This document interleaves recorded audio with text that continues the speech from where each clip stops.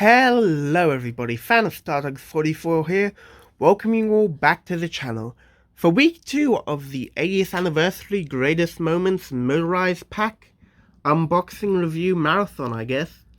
So, last week we reviewed Gordon. My thoughts on him: he was quite a nice model, I loved him, I love the extra detail, and I love the white running board. Today's video, I think we will be moving along and reviewing Jmaes the Red Engine himself. Now, when this model was first shown off at the toy fair and the images started popping up online, I had quite a few strong opinions about Jmaes. Do those opinions still hold true? Well, we will find out today. So yeah, let's take Jmaes and let's review him. So here we are back at the workbench with the classic Jmaes in hand. Now, something that I want to mention that I didn't in the last video was the instructions. If you don't know, these come with every motorized engine. For the Greatest Moments packs, they are stored under this cardboard, and for regular engines, they're stored also under the cardboard. I'll pop an image up on screen pointing out where. So as you can see, it is not the All Engines Go instruction sheet, but by the looks of it, it appears to just reuse the original Motorized Thomas instruction sheet, which I find very interesting.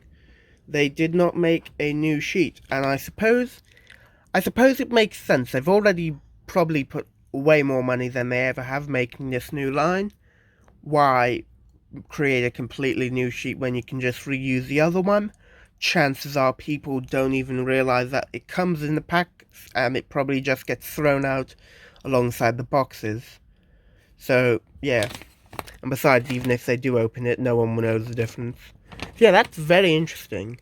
I'm going to see if Jmaes has this same thing.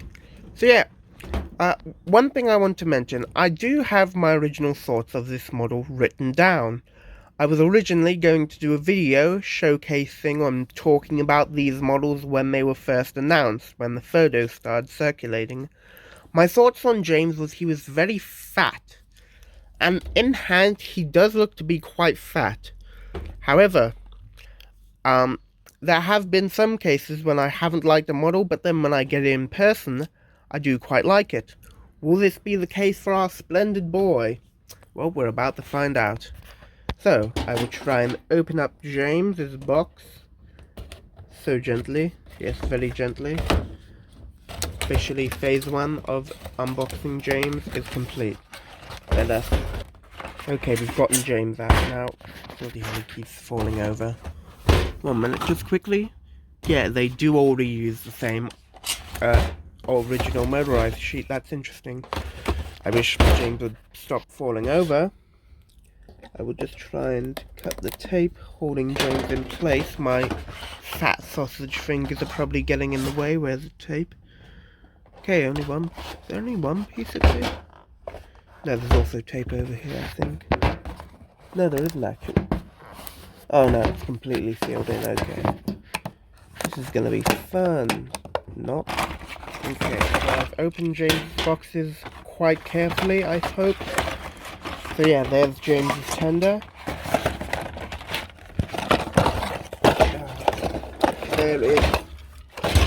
There is Jmaes.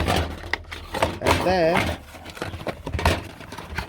is the bloody tanker. Tanker. Okay, we will put the box gently over there with Gordon's box. And yeah, let us review Jmaes. So, unfortunately, I do not have an All Engines Go tanker to compare with this tanker. And the only Jmaes, All Engines Go motorized Jmaes model I have unboxed is this one here that I bought from a flea market that did not contain a tender. Which, you know, as you can see, I turned into this All Engines Go custom B Jmaes. I like to think I did a good job on. Yeah, maybe, hopefully, I don't know. Anyways, so, comparing the two models side by side, the cabs, honestly, actually, you know what, scratch that, James doesn't look to have all that much reused tooling. I mean, maybe the running boards are the only bit of reused tooling I can really see, but other than that, not even the cabs are the same. Like, putting them side by side, you can see they're quite different, which I find to be very interesting. So by the looks of it, James's model is more or less completely original. The only thing I can see them having reused might be the boiler, but that's about it. This is, other than that, an original model. So, my thoughts on James: he was very fat. And in hand, yeah, James is really fat. He's like super fat. Like, honestly, dude, who's heavier, the Fat Controller or James? Hard to tell. But I mean, honestly, I kind of have a soft spot for James models that have a kind of fat boiler. Because, I mean, I'm pretty sure James is based on a 25 class or 28 class. And honestly, they did have a fat boiler. So, I mean, RWS accurate, James, question mark? James has a sort of open cab, which I do find very lovely. That means you can put figures in James's cab if you want to. Yay! He also has his front pony truck modelled here, which I do like. So yeah, we'll move on now. James also has the white running board like Gordon. However, it, like Gordon, does not continue past the first splasher. So yeah, a very nice CGI face. I reckon that screams James. Very smug, very nice, and I do like him. Moving on to his tender, it's pretty much the exact same story with Gordon. Got the removable co-load, and yeah, probably the chassis is probably reused from a truck, but I would not know. Now then, onto the tanker. Very interesting piece of rolling stock, a completely white tanker. I mean, honestly, if I was Mattel, I would have at least painted it black to sort of resemble a tar tanker. That is the only tanker that should be released with James, a tar tanker. But yeah, other than that, it's a very nice tanker, very stock standard tanker that you can use for whatever. I'm not sure how well it scales with like normal items. 1 minute. Okay, here's a normal Nia I just had lying around, and I mean, it's a bit taller, quite a bit, but yeah, put Nia back. It still is a very nice tanker, and by the look of it, it does reuse the truck chassis. Yeah, I think it's the same chassis for just all models. But yeah, very nice tanker. I do like it. If I could improve one thing on it, other than making it a tar tanker, I'd probably give it a face. That would have been lovely. So yeah, let's quickly open up James and see what he looks like under the hood. And here we have James's model with the shell off the chassis. As you can see, the chassis is similar to its All Engines Go counterpart. So similar that, like Gordon's, it can be interchanged.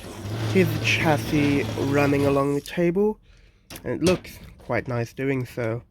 One thing I want to note about these models that I forgot to note with Gordon is the fact that the middle wheels, like the All Engines Go ones, are separately fitted pieces. They are no longer printed. This would make it quite easy, I expect, for people who want to make customs of models that have 4 wheels instead of 6, and vice versa. So yeah, it's a very interesting thing to note. Here's what James looks like under the shell.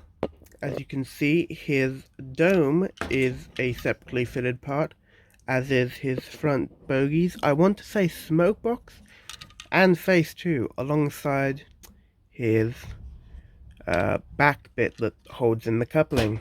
So yeah, overall, very nice model. So, let us get this model over to the test track. We'll test him on the track, and I'll give my final thoughts, and we'll get some running footage going. So yeah, let's get into it. Okay everybody, so here we are down on the layout from last week. As you can see, it's pretty much unchanged. We've got James, the red engine, next to Gordon. And as you can see, they're both missing their cargo loads. This is because I found something out rather interesting. Oh, wow. The coal loads fit inside the Tomy trucks. They're about the same size as regular Tomy cargo pieces. So yeah, they will both fit quite happily inside the old Tomy trucks. And yeah, that's something very interesting. I didn't know that, and I don't think I've seen anyone else talk about it. So yeah, but you know, I probably won't be doing this all that much though. So yeah, they'll mainly be residing in those guys. So let's just get rid of this guy. And let's get back to James. So yeah, we'll give him a run. Alright then, give me a sec. We'll get him started, get him on the bloody rails. And yeah, good start off. As you can see, he's running quite well. Up over that little slope. Through the tunnel. Now he goes up that other slope, handling it quite well. Rushes down the other side. Over the wibbly wobbly track. And yeah, he handled that quite well. Now let's see how he does actual slopes. So we'll move Gordon to the side. Chuck James over onto this line. And yeah, we'll give James a good run. So yeah, there he goes. Up slopes, handling him with ease. Past the dragon. Over the bridge. Under the upper line. And yeah, overall he handles that. Well, I mean that was perfect aside from that little derailment. But you know, it's fine. He actually does run quite well. Very, very pleased with him for that. So overall, what are my final thoughts on James? When the line was first announced and shown off, I didn't like James all that much. He looked fat and I was not going to get him, but in person, you know, he's a fine model. Granted, he's not the best model, he's certainly not bad though. He's a nice little model. I do love the tanker. The only downside with the tanker is that it's not a tar one. I would have loved to have seen that. But you know, it's fine, it's all fine. So yeah, overall final thoughts. What would I change about the model? Well, I mean, if possible, I would make the boiler a little less fat. You know, if that could be done. I would paint the room in between the splashes, but granted, that space is tiny, so I'm not sure if that would really be feasible. Paint the back buffer beam of the tender red, and just change the tanker to a tar one. That's really all I'd change. I mean, there's the switch being changed to yellow too, like I mentioned on Gordon. But other than that, he's a pretty solid model, and I do like him. So yeah, I think now we will get in some running footage. I've said my piece, and we will close out this video.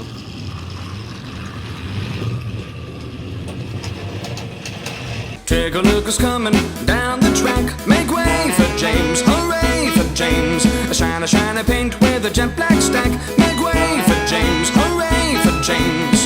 What is for certain and we really should note, it's indisputable. Let's take over. He's the really splendid engine with a bright red coat. James, oh, he can brag all day how fast he goes, how good he looks. He's such a pose. But what about the time he got covered in mud? Oh, what a dope, what a dud. But up and down the line you'll hear the others say, despite his vanity, he really is okay. Dependable, reliable, and seldom late. We all think James is great. Look at who's wanting it down the track.